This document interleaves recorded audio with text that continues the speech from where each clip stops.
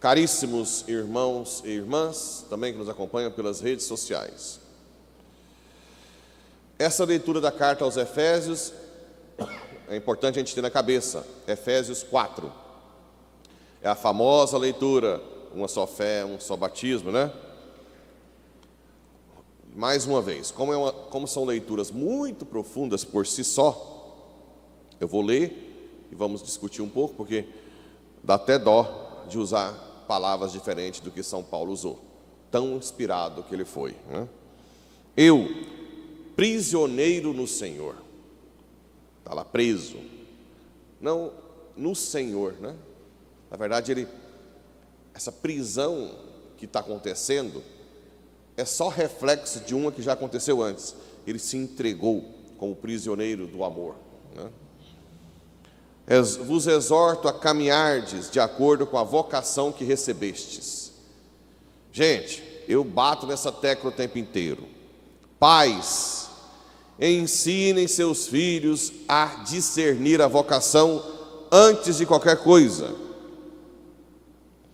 Existem muitos que têm vocação religiosa, sacerdotal, mas como os pais não ensinam, acabam se embrenhando por casamentos fracassados e vão ser sempre fracassados.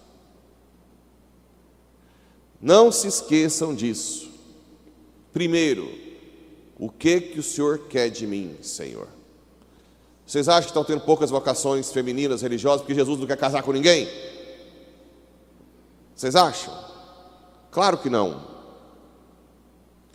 E eu digo, por mais que para muitas famílias dói, né, a filha dar a vida aí numa congregação religiosa, não vai ser rica, não vai ter filhos.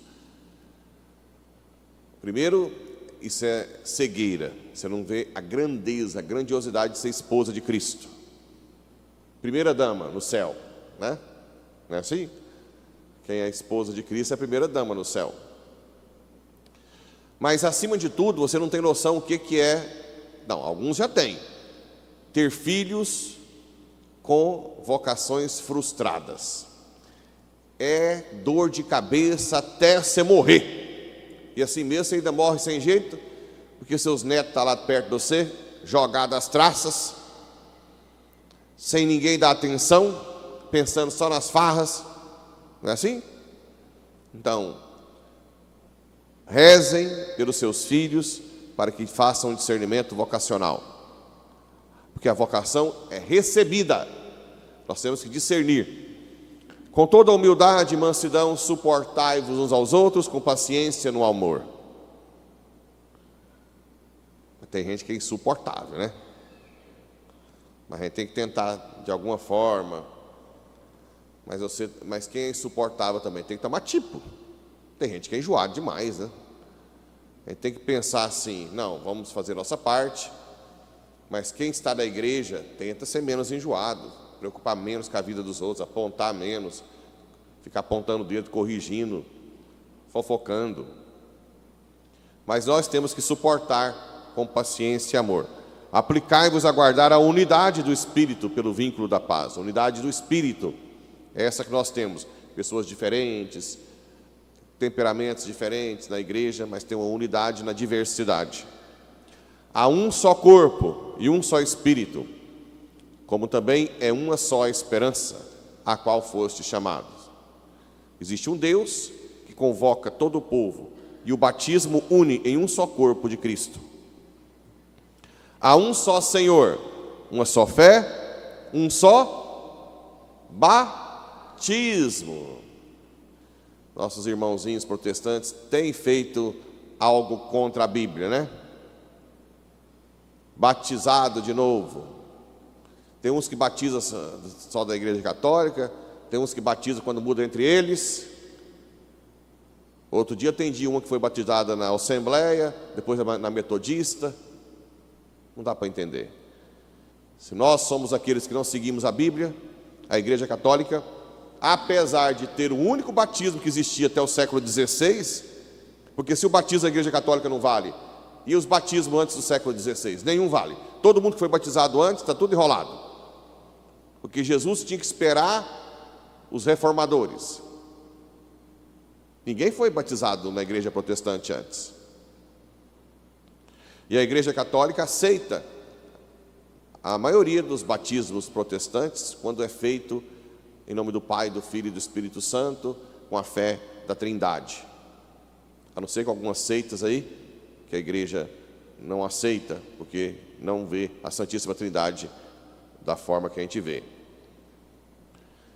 Eu já atendi gente protestante chorar, querendo ser batizado de novo na católica. E eu falando, não precisa, por favor, padre, me batiza. Acho que é tanta ideia de que, então, existe um só batismo, um só Deus e Pai de todos, que reina sobre todos e age por meio de todos e permanece em todos. Ele habita na alma.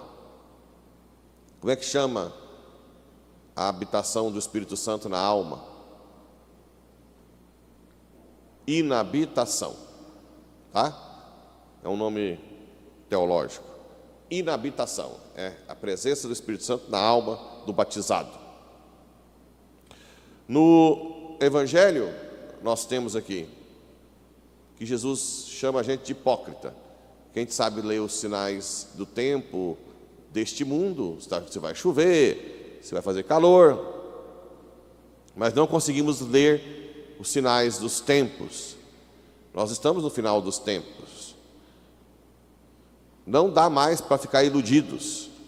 Estão cada vez mais cercando a nossa liberdade, usando a tecnologia para nos perseguir. Cada vez mais vai ficar difícil, infelizmente, né? Regimes ditatoriais, como o nosso e outros, prisões sem motivo, sem processo, bloqueio de dinheiro dos bancos, sem qualquer ação, quebra de sigilo bancário. Quem não está lendo esse sinal dos tempos? Quem? Quem não está vendo que o demônio está nos cercando, usando dos soberbos, né? Usando daqueles que se acham e cegos da soberba, que acabam destruindo o mundo que eles mesmos estão e depois vão ter que pagar isso no juízo. Bem, e depois Jesus diz o seguinte: por que não julgais por vós mesmo que é justo? Quando, pois, tu vais com teu adversário apresentar-te diante do magistrado, procura resolver o caso com ele enquanto estais a caminho. Seria um acordo extrajudicial. Enquanto nós estamos neste mundo, antes de chegar no juízo particular e final, devemos resolver as arestas que nós temos com as pessoas. Não é isso? Senão, ele te levará ao juiz, o juiz te entregará ao guarda, e o guarda te jogará na cadeia. Eu te digo que daí tu não sairás enquanto não pagares o último centavo. Bem, muita gente fica em dúvida. Como é que funciona esse trem? E quando a pessoa é intragável, ninguém aguenta, no pecado, que te persegue, que só faz mal para você, como é que funciona isso? Bem, você trabalha o dom do perdão diante de Deus. Fala, Senhor, me ajuda a perdoar essa pessoa. Eu não aguento, eu não dou conta, mas eu quero rezar pela conversão dela. Mas pessoas difíceis, pecadoras, que só fazem o mal, você não é obrigado a conviver com elas. Concorda? Dom José Falcão fez uma homilia recente, dizendo que perdão é diferente de reconciliação. Porque o perdão, depende de você reza pela pessoa. A reconciliação depende dos dois. Da outra pessoa mudar de vida também. Não dá para você ficar perto de alguém que está o tempo inteiro te jogando arestas, te humilhando, rindo da sua cara. Tem gente que é assim, não tem? Então você não é obrigado.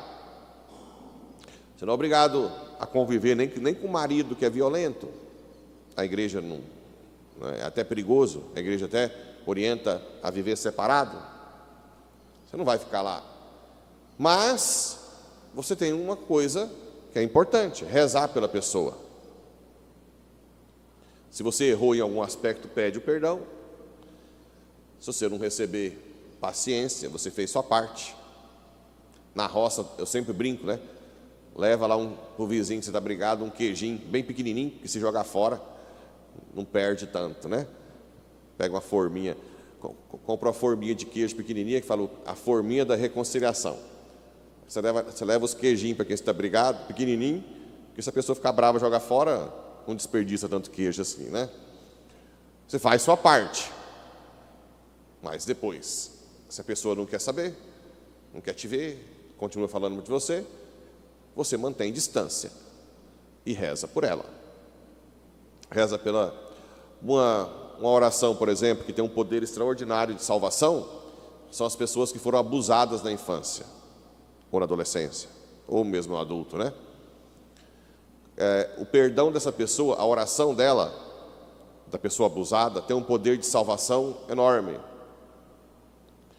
É claro que isso tem que ser trabalhado, né? Até uma pessoa conseguir rezar pelo abusador, requer uma cura interior grande. Mas essa oração tem um poder enorme para salvar essa alma. Depois ele vai pagar no purgatório. Falar em purgatório, um dos textos que nós usamos também, para mostrar que existe purgatório, porque a gente ouve assim: purgatório não está escrito na Bíblia. Tem muita coisa que não está escrita na Bíblia, que existe, né? Purgatório é um estado intermediário que você purifica dos seus pecados, para todos que estão no purgatório vão para o céu. Então, no final, vai existir céu e inferno. Ora, se Jesus disse que vai ter um julgamento, um juiz, que vai te colocar na cadeia, e tu não sairás enquanto não pagares o último centavo, eu pergunto, no inferno se sai? Nunca mais. Quem está no inferno não sai mais. Então, que estado é esse aqui? Depois do julgamento, vai ficar lá até pagar o último centavo? O céu? Desde quando o céu você paga alguma coisa? O céu é só vida boa. Pensa quando nós chegarmos no céu, se Deus quiser, né? Pensou? Senhor, pode comer aqui adoidado sem ficar com triglicérides? Pode. Pode andar em qualquer carro aqui? Tudo é meu? Amor para todo lado. Você viu dois conversando no céu, não é fofoca com você. Só falar bem do você. Olha que coisa maravilhosa. Lá, ninguém fala mal no céu de ninguém. Só love. Lá não tem, ninguém vai pagar nada. Se é para pagar, tem que ser no purgatório. Santa Teresinha dizia que preferia 1000 anos de sofrimento na terra do que um dia no purgatório. Porque na terra nós temos o consolo de Deus na hora do sofrimento. No purgatório, não. Você sabe que no purgatório a alma não tem contato com o seu Criador. E uma das dores é essa. A alma não pode pedir para si mesma. Tem um padre, que eu não lembro quem foi que falou, que eu achei muito bonito, que dizia que o maior mendigo que existe não é o mais miserável da pobreza, porque ele ainda pode pedir algo para ele. É a alma do purgatório, porque ela não pode pedir para si. Então nós temos que sempre lembrar das almas do purgatório, rezar por elas, pedir por elas, né? E no catecismo, tem padres até famosos aí que fizeram vídeos que São Tomás diz que isso. São Tomás não tem toda a verdade plena, nós temos que ver o magistério da igreja. No catecismo diz que as almas não podem pedir por elas, mas elas intercedem por nós. Então nós podemos ter a intercessão das almas do purgatório. Por exemplo, visitar o cemitério de vez em quando, rezar lá pelas almas. Você recebe depois as graças de todas aquelas almas que intercedem por você, pela sua família. Entende? Então, é um hábito muito bom, que agrada muito a Deus. Então está aqui: daí tu não sairás enquanto não pagares o último centavo. Lucas 12:59.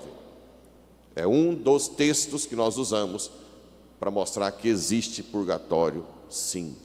Tá? Claro que existe.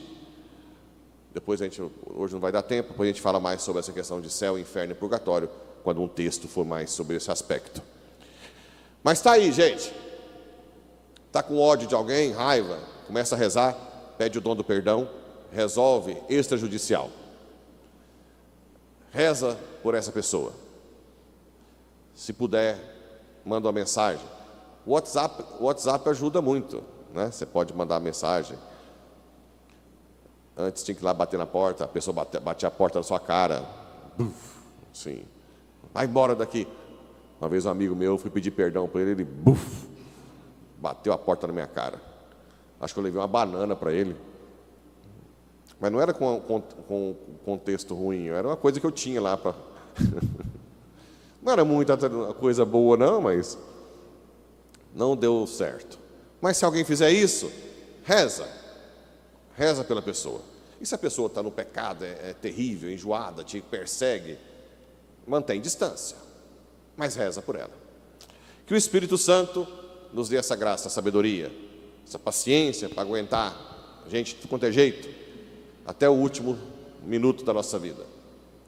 Que Ele nos guie, que Nossa Senhora, ela deve ser uma doçura de Deus, né?